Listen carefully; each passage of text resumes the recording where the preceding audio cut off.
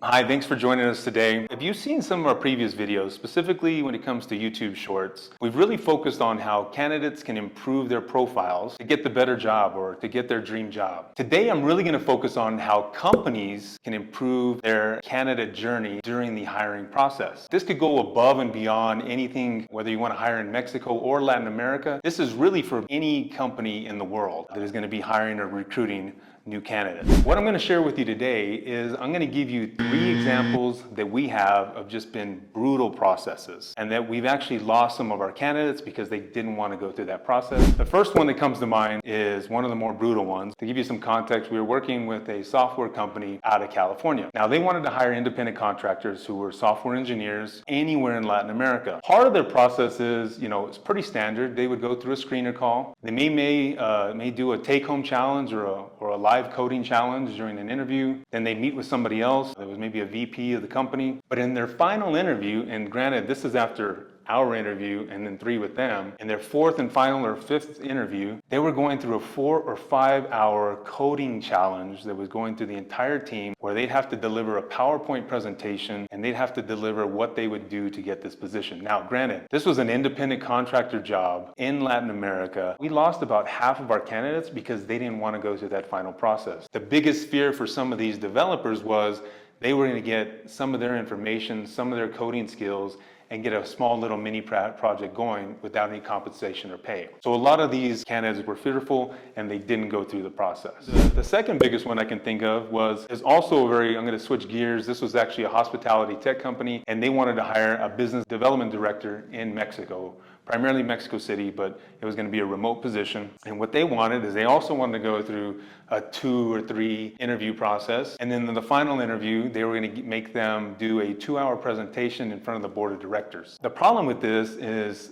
you're giving the board of directors all of the information, all your ideas, and they don't have to hire you. So as a candidate, if you're looking from the candidate's perspective, they don't want to go through a whole process of delivering all of their ideas just so you can take their ideas and run with them and not even hire them. So there's a great risk to the candidate and actually going through that process. Now the last and final one that I was thinking of, it's a really good example. It happened within the last 6 months, is a business development manager for a manufacturing company. They were going through the process, pretty standard process, but at the end of it all, and this is something they didn't tell us, is that they wanted 8 references. Yes, you heard that right. They wanted 8 references. They wanted 2 from different categories, whether it be an employee, an employer, a supervisor, a personal reference. I had to have a conversation with them and tell them that it's quite exhaustive. And if they really needed 8 references, it was probably a good idea not to hire them because they weren't really convinced that that was their candidate. Now I'm going to move on. Now that you've heard some of our biggest challenges or more brutal processes, now let me talk about some good examples of what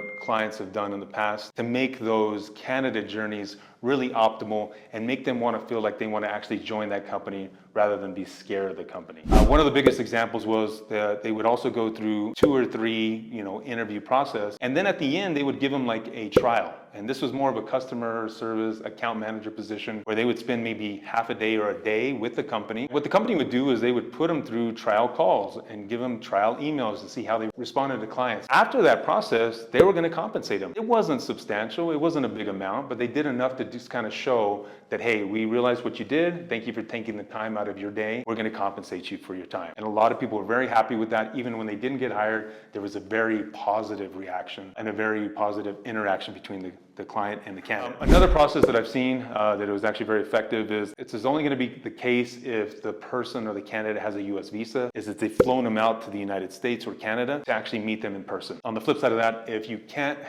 don't have somebody that has a US visa, you can actually just fly very easily to Mexico City or Guadalajara, wherever this person is, maybe a remote location or a mutual location, and you can meet them and do an in-person interview. It's another very good way of doing it. And then the final one I think is a pretty simple one. If you are going to do a reference checks, there's a lot of clients we've worked with in the past. Some do reference checks, some do not. In Latin America, it's pretty easy what you can get away with the questions that you can ask. So this is specific to Latin America. I would generally just ask for 1 personal reference, 2 or 3, maybe 2 previous employer references to give a good idea. Make sure it's not a coworker. It has to be a manager or a supervisor. I think these are actually really good examples of how you can just improve the candidate journey and make it successful for anybody you want to hire, to where when they join you, they're already looking forward to joining you, know what kind of company they're dealing with, and not making these very exhaustive processes. I hope this was helpful. Please, if you're looking at some of our content, if you do have questions about any of these things, feel free to give us a call. Also, please subscribe to our channel and like anything that you've seen in the past, and feel free to comment if you have additional ideas. We look forward to seeing you on the other side. Thank you for watching today.